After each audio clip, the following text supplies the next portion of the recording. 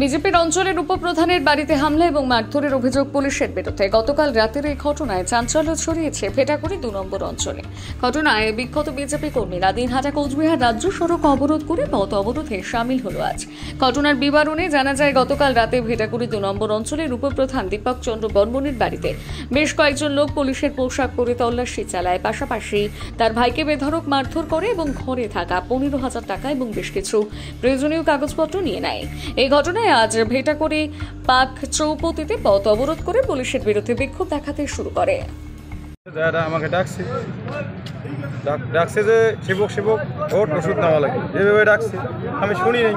তারপরে দরজার মধ্যে লাথি দিছে। তখন আমি বলছি কে রে এত রাতে, কি বাড়িতে হামলা? ওর ওষুধ দেওয়া লাগবে। উঠলাম, ওঠার পরে আমি বাথরুমে গেলাম, ওখানে আমাকে ধরে পুড়ে মার দিল।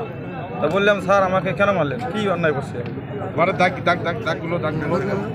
এটা তো বরদাস্ত করা যাবে না। মা দেখুন কিভাবে নির্মমভাবে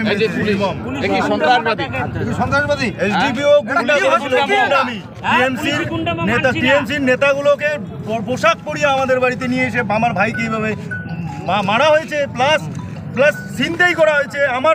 আমি ইউনিভার্সিটির কাগজপত্র লুটতরাজ করে নিয়ে গেছিল, আমাদের জমি জমার কাগজপত্র সব, এবং ঠাকুর আসন টেগন থেকে শুরু করে সম্পূর্ণ তছনছ করে দিয়েছে। আপনারা একটু আগে সেই ছবিগুলো কালেক্ট করেছেন, আপনারাই বলুন এবং আপনারাই বিবেচনা করুন যে এটা এসডিপি সাহেব আমাদের এসসি এবং এখানকার রাজবংশী লোককে কিভাবে এরা গলা টিপে দাবিয়ে রাখার চেষ্টা করছে। এটা হচ্ছে আমাদের দায়িত্বপ্রাপ্ত দিনহাটা এসডিপিও অফিসারের কর্ম। আপনি কি পেশার সঙ্গে যুক্ত? আমি কৃষি করি, ডাক্তারি বাড়িতে প্র্যাকটিস করি একটু। এই কি নাম আপনার? আমার নাম মনোরঞ্জন শিবক।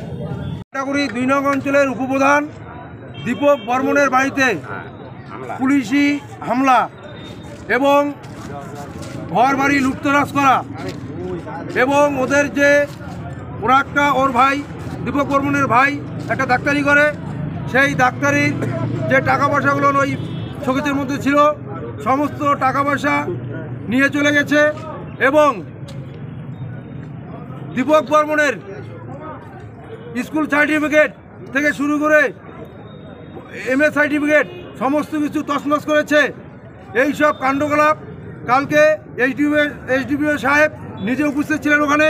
দীপক বর্মন আমাদেরকে বলল যে এসডিপিও সাহেব ছিলেন, এবং যেটা আমাদের কাছে খবর আছে যে পুলিশের সঙ্গে তৃণমূলেরও কিছু বাহিনী ছিল। এইটুকুই আমাদের বক্তব্য। এই জন্য আজকে আমাদের এই পথ অবরোধ, পুলিশের নির্যাতনের বিরুদ্ধে আমাদের আজকের এই পথ অবরোধ।